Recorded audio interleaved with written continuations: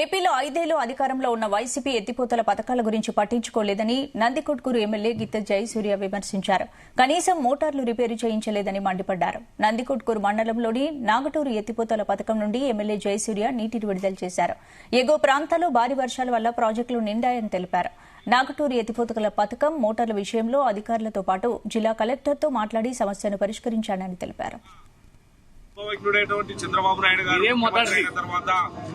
ముఖ్యమంత్రి అయిన తర్వాత అసలు పోతిరెడ్డిపాడు హెడ్ రెగ్యులేటర్ దగ్గర అసలు జూలై మాసంలో ఇచ్చినటువంటి దాఖలాలు 20 సంవత్సరాల నుంచి లేవు.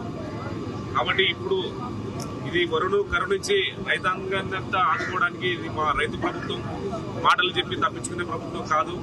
అభివృద్ధి పదంలో నడిపించేటువంటి అనుభవమైనటువంటి నారా చంద్రబాబు నాయుడు గారి సారథ్యంలో రైతులంతా సుభిక్షంగా ఉండాలా, వర్షాలు పడి బాగా మంచి పంటలు రావాలని చెప్పేసి ఏదైనా కానీ ఎక్కడైనా అరకొర వర్షాలు తక్కువ ఈ నీటి ద్వారా పొలాలకు కట్టుకునేంత రైతాంగంతో సుభిక్షంగా ఉండాలని చెప్పేసి తెలియజేస్తూ, అంతేకాకుండా ఏదైతే గతంలో వైఎస్ఆర్ కాంగ్రెస్ పార్టీ నాయకులు దీనిలో మెయింటెనెన్స్ తీసుకుని వాళ్ళు కమిటీలు డబ్బులు వసూలు చేసుకుని వాళ్ళ స్వలాభం కొరకే పనిచేశారే తప్ప ఈ రైతాంగానికి కానీ లిఫ్ట్ ఇరిగేషన్ కానీ ఏమి చేసినటువంటి దాఖలాలు లేవు.